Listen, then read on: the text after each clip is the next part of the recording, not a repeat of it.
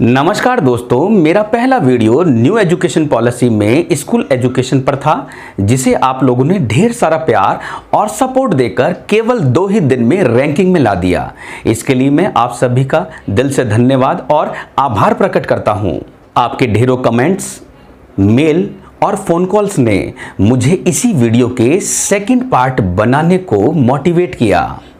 आज हम चर्चा करेंगे एजुकेशन पॉलिसी में यूनिवर्सिटी लेवल पर हुए बदलाव की। तो चलिए शुरू करते हैं मेरे चैनल ट्यूशन वाला के साथ।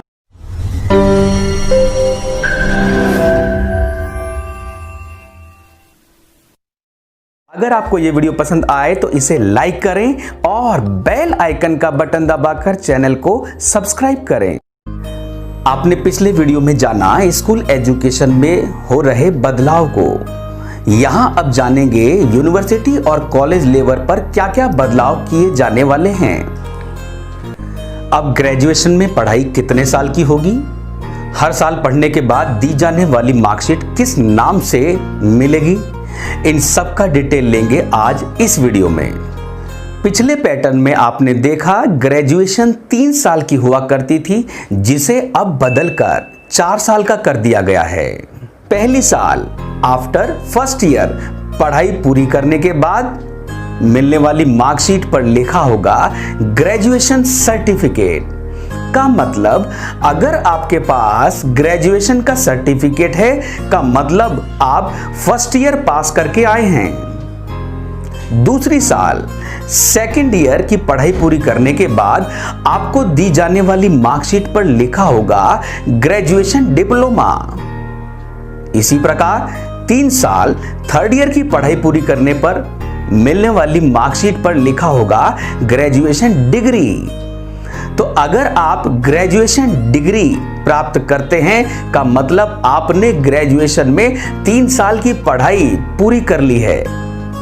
3 साल की पढ़ाई पूरी करने पर ही आप किसी भी एग्जाम कंपटीशन को देने के लिए एलिजिबल हो जाएंगे। पिछले पैटर्न में भी 3 साल की ग्रेजुएशन पूरी करने पर ही आप किसी भी ग्रेजुएट लेवल का एग्जाम दे सकते थे। सेम यहां पर भी होगा।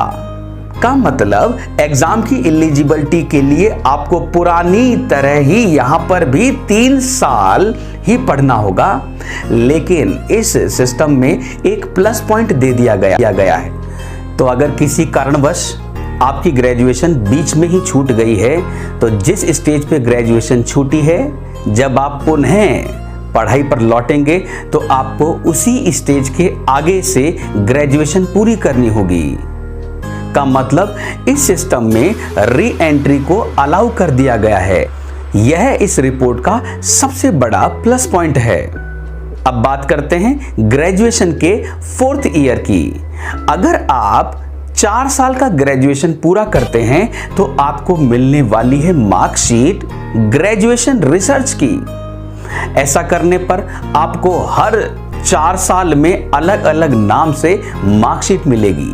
पहली मार्कशीट सर्टिफिकेट और दूसरी मार्कशीट डिप्लोमा, और जब आप 3 साल पूरी करेंगे तो आपको मिलेगा डिग्री। अगर आप 4 साल पूरा करते हैं तो आपको ग्रेजुएशन का रिसर्च मार्कशीट दिया जाएगा। तो देखा आपने, न्यू पैटर्न में 4 साल की ग्रेजुएशन 1 by 1 ईयर किस नाम से जानी जाती है और आपको मिलने वाली मार्कशीट कैसी होगी।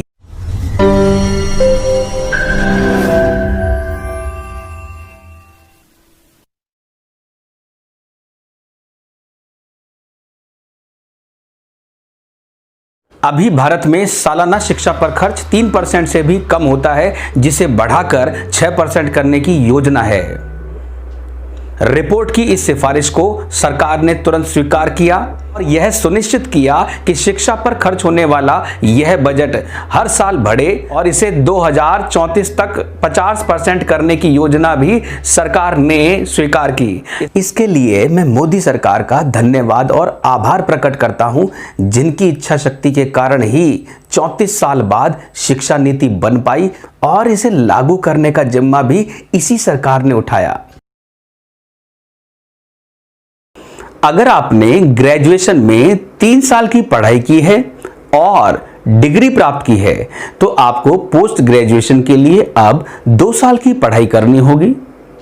लेकिन अगर आप ग्रेजुएशन में 4 साल की पढ़ाई पूरा करके रिसर्च लेके आए हैं तो पोस्ट ग्रेजुएशन सिर्फ 1 साल की होगी। पुराने पैटर्न में ग्रेजुएशन प्लस पोस्ट ग्रेजुएशन की पढ़ाई पूरे 5 साल की होती थी। यहां भी ग्रेजुएशन और पोस्ट ग्रेजुएशन के लिए 5 साल ही रखा गया है।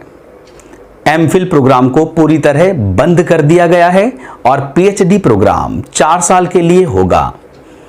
साथ ही आपको जानकारी देना चाहूंगा कि भविष्य के टीचर्स 4 साल की ट्रेनिंग करने के बाद ही टीचिंग कर पाएंगे। तो अब तक आपने समझा न्यू एजुकेशन पॉलिसी में क्या क्या बदलाव किस प्रकार से होंगे। आइए अब बात करते हैं इस पॉलिसी की 11 बड़ी बातों के बारे में। सबसे पहला बदलाव, वर्ल्ड की टॉप यूनिवर्सिटीज को इंडिया में अपनी ब्रांच खोलने की परमिशन दी जाएगी। केवल टॉप 50 यूनिवर्सिटी ही यहां अपनी ब्रांच खोल सकेंगी। इसका सीधा सीधा मतलब है कि भारत में मिलने वाली एजुकेशन सुविधाएं अब विश्व स्तरीय बन पाएंगी। दूसरा प्लस पॉइंट, यूनिवर्सिटी लेवल पर री एंट्री को अलाउ करना। ऐसा करने से उन बच्चों का बहुत बड़ा फायदा होगा जो किसी कारण से अपनी पढ़ाई बीच में ही छोड़ चुके हैं। जब वो वापस लौटेंगे तो अपनी पढ़ाई उसी स्टेज से कर पाएंगे जहां से उन्होंने पढ़ाई छोड़ी थी। पॉइंट नंबर 3, शिक्षा बजट का दुगना होना। ऐसा होने से भारत के प्रतिभाशाली बच्चों को मिलने वाली स्कॉलरशिप और अवार्ड में बढ़ोतरी होगी जो यकीनन उन्हें आगे बढ़ने के लिए प्रेरित करेगी। पॉइंट नंबर 4, फॉरेन लैंग्वेज को स्कूल लेवल पर सिखाया जाना। टॉप यूनिवर्सिटीज का भारत आना और भारत के बच्चों का स्कूल लेवल पर फॉरेन लैंग्वेज सीखना, ये दोनों होने पर भारत में ही वर्ल्ड क्लास ट्रांसलेटर और टीचर्स बन पाएंगे। पॉइंट नंबर 5, स्ट्रीम पैटर्न का खत्म होना। ऐसा होने पर साइंस, कॉमर्स, आर्ट्स के बच्चों के मन में पाई जाने वाली हीनता की भावना ऑटोमेटिक खत्म हो जाएगी।